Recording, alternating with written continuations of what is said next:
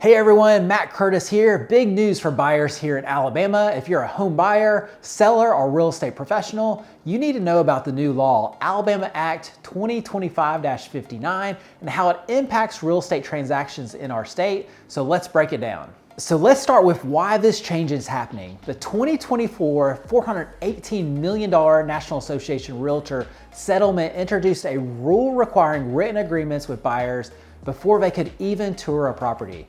That raised major concerns about limiting consumer choice and potential antitrust issues. While Alabama and its real estate professionals weren't part of that lawsuit, the rule still impacted transactions statewide, requiring all buyers to sign a buyer's agreement before viewing a home. In many cases, it makes sense to interview and hire an agent before viewing homes. However, making a legal requirement for every buyer and every situation didn't make sense, especially when meeting an agent for the first time at the doorsteps of a property. To address these concerns, the Alabama Association of Realtors pushed for a legislative fix during the 2025 regular legislative session. Thanks to your engagement, we were successful. Just a few weeks ago, Governor Kate Ivey signed the Alabama Act 2025-59 into law, and it officially goes into effect on April 18th, 2025. Alabama is the first state and the trailblazer in correcting this flawed policy. I expect other states to follow our lead. Now, what does this mean for home buyers, sellers, and real estate agents? Well, here are a few of the key takeaways. So number one, more transparency for buyers. Buyers will now receive clear information up front about brokerage services and compensation when they first interact with a real estate licensee. Number two is RECAD disclosures are still required.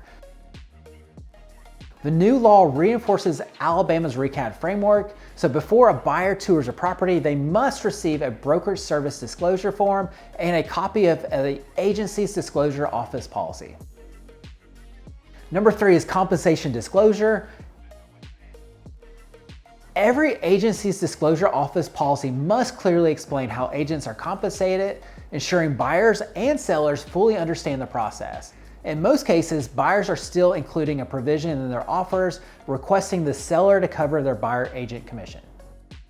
Number four, no premature binding contracts for buyers. Unlike the NAR settlement's original requirement, Alabama buyers will not be forced to sign a binding contract just to view a home.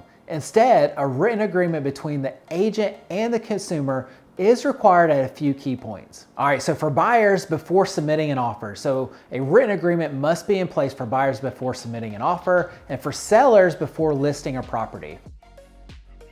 Terms of compensation in agreements.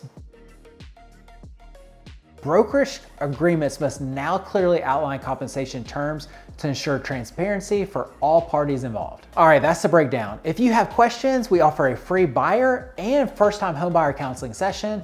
We've pinned a comment with a link to schedule your free buyer consultation. Also, don't forget to like this video and also subscribe for more updates on real estate news that impacts you.